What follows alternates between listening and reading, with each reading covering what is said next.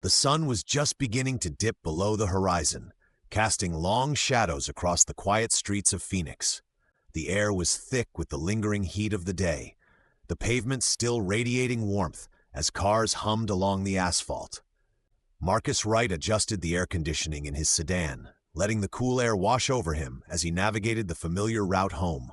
The radio played softly in the background, a mellow jazz tune, providing a counterpoint to the low thrum of the engine. He slowed as the traffic light ahead turned yellow, easing to a stop just as it shifted to red. The intersection was empty, the streets bathed in the golden glow of the fading sunlight. Then, without warning, the flashing red and blue lights erupted behind him, accompanied by the sharp chirp of a siren. Marcus glanced in the rearview mirror, his brow furrowing slightly. He hadn't been speeding.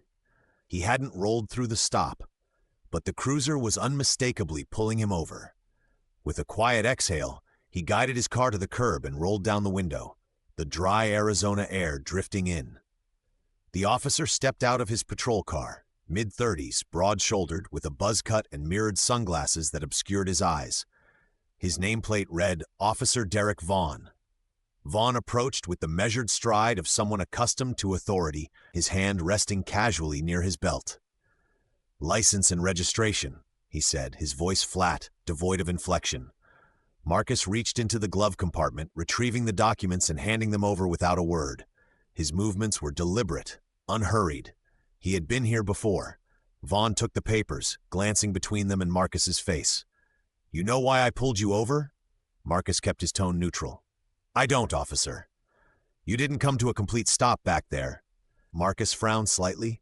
"I believe I did." Vaughn's jaw tightened almost imperceptibly. "Looked like a rolling stop to me." There was a pause, heavy with unspoken tension. Vaughn's gaze lingered on Marcus, scrutinizing him in a way that had nothing to do with traffic violations. His fingers tapped against the edge of the license before he spoke again. "You're not from around here, are you?" Marcus met his eyes. "I live here. The address is on the license." Vaughn didn't acknowledge that. Instead, he leaned in slightly, his voice dropping just a fraction. "Where you headed in such a hurry?" "Home." "Home," Vaughn repeated as if testing the word. His posture shifted, his shoulders squaring. "Step out of the car for me." Marcus didn't move immediately. "Is there a reason for that, officer?" Vaughn's lips thinned. "I'm not asking." A beat passed. Then, slowly, Marcus opened the door and stepped out, keeping his hands visible. Vaughn gestured toward the hood of the car. "Hands on the vehicle." Marcus complied, his palms flat against the warm metal. Vaughn moved behind him, his presence looming as he began the pat-down. His hands were firm, invasive, lingering at Marcus's waist, his ankles as if searching for something he already knew wasn't there. "You carry any weapons?" Vaughn asked, though the question felt perfunctory. "No," Marcus answered. Vaughn finished the search and stepped back. "Turn around." Marcus did, his expression calm, unreadable. Vaughn studied him, his mirrored sunglasses reflecting Marcus's own face back at him. "You seem real comfortable with this," Vaughn remarked. "Like you've done it before." Marcus didn't rise to the bait. "I know my rights." Vaughn smirked, but there was no humor in it. "Yeah? And what rights are those?" "The right to know why I'm being detained," Marcus said evenly. "The right to not be searched without probable cause. The right to leave if I'm not under arrest." Vaughn's smirk faded. He took a step closer, his voice low. "You think you're smart? I think I know the law." Vaughn's hand drifted toward his belt, his fingers brushing the edge of his holster. "The law says I can stop you if I suspect a violation. The law says I can ensure my own safety. You want to lecture me about the law?" Marcus didn't flinch. "I'd rather not lecture anyone. I'd rather just go home." Vaughn exhaled sharply through his nose, his patience visibly thinning. Then, abruptly, he reached into his pocket and pulled out his phone, thumbing through something before holding it up. A grainy dashcam still of a sedan, similar to Marcus's but not the same, fleeing a gas station robbery earlier that day. "This look familiar?" Vaughn demanded. Marcus barely glanced at it. "No." "You sure about that?" "Positive." Vaughn's grip on the phone tightened. "We've got a witness description. Matches you." Marcus held his gaze. "Much? Then you should call for backup and place me under arrest. Otherwise, I'd like my license back." For the first time, Vaughn hesitated. The bluff was thin, and they both knew it. But Vaughn wasn't ready to back down. "You got a smart mouth," he muttered. "People like you always do." Marcus didn't react to the implication. Instead, he reached slowly into his jacket pocket. Vaughn's hand snapped to his sidearm. "Easy," Marcus paused. "I'm retrieving my identification."